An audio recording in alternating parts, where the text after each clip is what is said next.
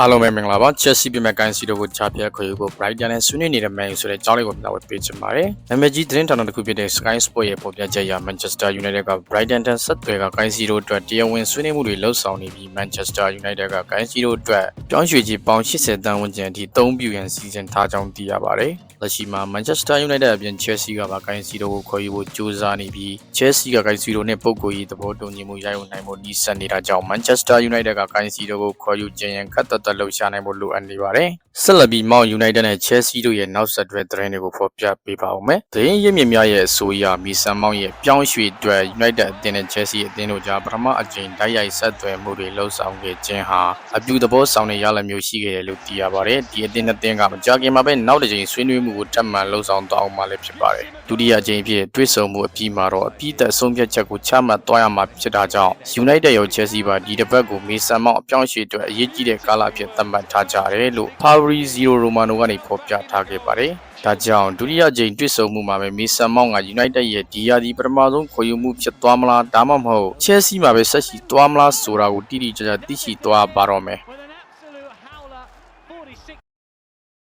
ဟုတ်ကဲ့ပါဆက်လက်ပြီးစတင်မြင်တွေ့လာရတဲ့ Man United ရဲ့ transfer လှုပ်ရှားမှုကိုပြောပြပေးချင်ပါတယ်။နှွေစည်းကွက်ဖွင့်လှစ်ထားခြင်းအတွင်းကစားသမားတွေတယောက်တလီမှမခေါ်ယူထားနိုင်သေးတဲ့ Man United အသင်းကလက်ရှိမှာတော့အသက်20ရွယ်ရှိ Academy အတွက်ကိုလံဘီယာတိုက်စစ်ကစားသမားလေး Mehdi Oumahia ကိုစာချုပ်တွေချုပ်ဆိုလိုက်နိုင်ပါတယ်။ဒီချာတိတ်လေးက2019ခုနှစ်ကမှ United Academy ကိုရောက်ရှိလာကြတာဖြစ်ပြီးညာတောင်မန်နေရာမှာအဓိကဆော့ကစားရသူဖြစ်ပြီးလိုအပ်ရင် striker ဖြစ်နေလဲကစားတတ်သူဖြစ်ပါတယ်။အခုလိုအသင်းနဲ့စာချုပ်တွေချုပ်ဆိုထားနိုင်တဲ့ဒီကစားသမားလေးကစီနီယာအသင်းကြီးထိရောက်ရှိလာနိုင်မလားဆိုတာကလည်းစောင့်ကြည့်သွားရပါမယ်။အားလုံးကိုကျေးဇူးတင်ပါတယ်။